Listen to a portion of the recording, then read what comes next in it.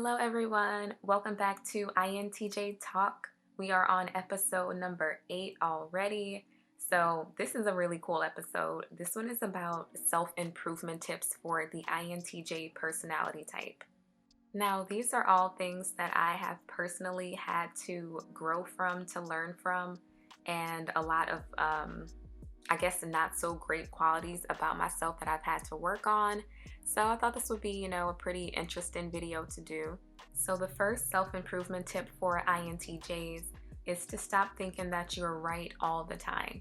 Now, this one was a hard one for me because just INTJs in general, we think a lot. We think through every possible outcome, literally everything. And it can be a little hard sometimes to realize, like, maybe I'm not right in this situation, or maybe, this could go a different way than what I planned in my head. So that was a really big one for me, is to not think that I'm right all the time and to know that I don't have the answers all the time, and that is completely okay. So I don't know if you guys have struggled with that one in the past, but that one was a really big one for me.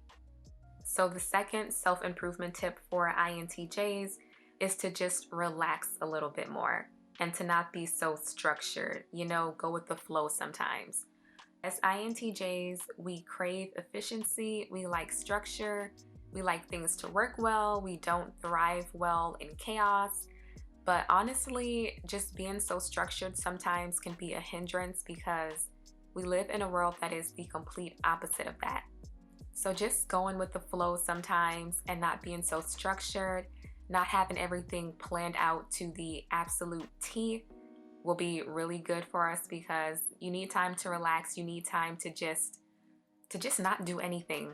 And I think a lot of times for INTJs, we can be busybodies. I know myself, I am definitely the textbook definition of a busybody. So that's a really big thing I really needed to learn, just to relax. The third self-improvement tip for INTJs is to work on nuance. Now, this one is probably the absolute biggest one that I have had to work on this far, and it's honestly something I'm still working on: my bluntness and not saying everything that just pops into my head. So, just caring about people's feelings a little bit more, working on the art of nuance, and knowing that I can still get my point across and just basically still say the thing that I want to say, but just find different ways to say it. In my younger years, my teenage years, my early 20s, I definitely had a DGAF attitude. Honestly, I still have that a little bit, but it is a lot more nuanced. And I just really think about what I say a little bit more rather than just blurting it out without even, filtering it in my brain a little bit. I know a lot of INTJs are like this. We usually don't have any type of malicious intent behind what we say, but we are very blunt. We're very matter of fact. We're very direct, and we like our points to, get across. And a lot of times it can rub people the wrong way with how we say things. So that is something that I am still, to this day, many years later, working on, is nuance. The next self-improvement tip for INTJs is to not be so condescending sometimes. This is another one that I used to do and I'm still working on. If it's for lack of a better word, for like a dumb person or a person who's ignorant, I have very little patience and I can be very condescending when talking to them. So that's something that I'm really working on, is just to not let people get to me, not let, their thoughts or anything just really have an effect on my thoughts. If we disagree, cool. And honestly, more times than not, it doesn't help anything to be condescending, because the person will still think what they want to think. I will still think what I want to think. So there's no need for it. So that's something I'm working on, is to not be so condescending. I don't know if you guys are like that as well. If you are, leave a comment down below.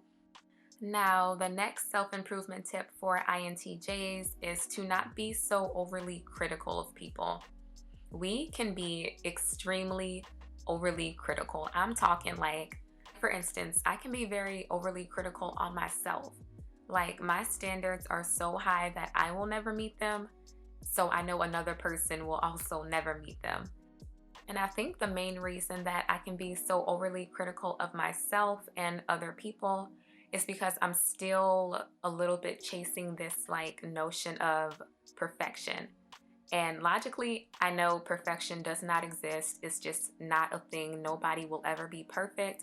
But the other part of my brain still is like, well, let me try to reach this highest level. Or let me see if someone else can, reach this highest level. It doesn't make sense. Being overly critical of myself and others definitely has a lot of downsides.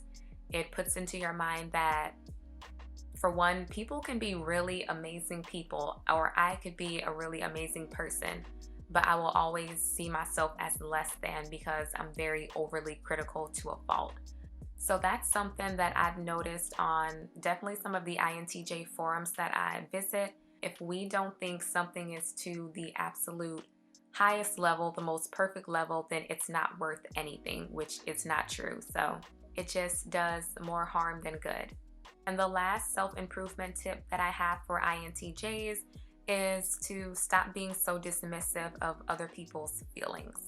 Now, this is something, of course, honestly, I've struggled with all of these, but this is also another big one that I struggled with. I know for myself, and I think a lot of INTJs, we can usually compartmentalize a little bit easier than other personality types.